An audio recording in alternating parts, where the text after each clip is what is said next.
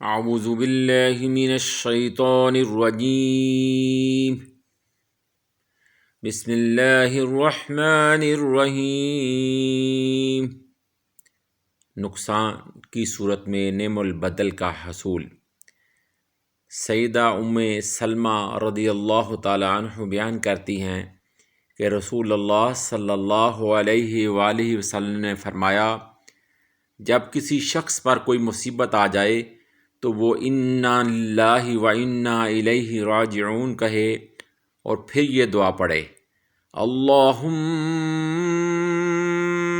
اجرنی فی مصیبتی واخلف لی خیرا منہا، اللہم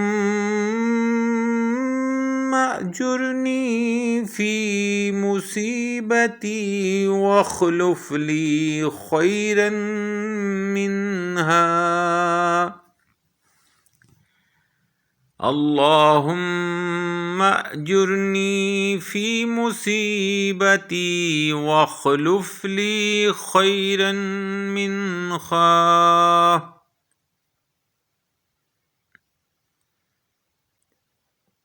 یعنی جب کوئی کسی مصیبت آ جائے تو رسول اللہ صلی اللہ علیہ وسلم کے ارشاد کے مطابق تو اس کے اوپر انا للہ و انا الیہ راجعون کہنا چاہیے اور پھر یہ دعا پڑھے، اللہم اجرنی فی مصیبتی واخلف لی خیرا منہا۔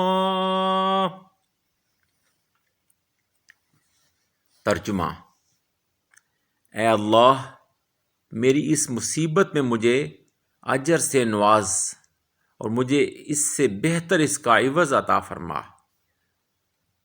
دوبارہ سنیے، اے اللہ، اے میرے پروردگار، اے میرے اللہ، میری اس مصیبت میں مجھے اجر سے نواز اور مجھے اس سے بہتر اس کا عوض عطا فرما۔ تو اللہ سبحانہ وتعالیٰ اس نقصان سے بہتر چیز اسے عطا فرما دیتا ہے۔ ام سلمہ رضی اللہ تعالی عنہ فرماتی ہیں کہ جب میرے خامد ابو سلمہ رضی اللہ تعالی عنہ کی وفات ہوئی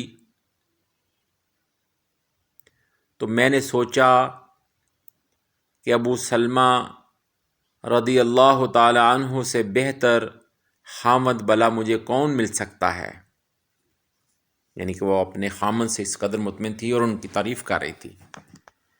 لیکن میں یہی دعا پڑھنے لگی۔ کون سی دعا؟ اللہم اجرنی فی مصیبتی واخلف لی خیرا منہا۔ اور کچھ ہی دن بعد اللہ تعالیٰ نے مجھے واقعی ان سے بہتر عطا فرما دیا، یعنی رسول اللہ صلی اللہ علیہ وآلہ وسلم جو نبی اللہ تھے، جو رسول اللہ ہیں صلی اللہ علیہ وآلہ وسلم نے مجھے نکاح کا پیغام بھیج دیا۔ اللہ اکبر۔ تو بات یہ ہے کہ جب آپ پورے یقین کے ساتھ کوئی دعا پڑھتے ہیں تو اللہ تعالیٰ اپنی مہربانی عطا فرما دیتا ہے۔